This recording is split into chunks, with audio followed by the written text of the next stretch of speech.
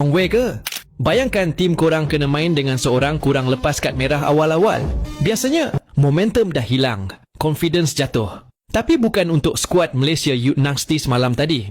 Diorang bukan sekadar survive, diorang bantai Arab Saudi sampai ternopai. Dan nama yang buat semua orang terkejut, Lim Yu, baru 14 tahun.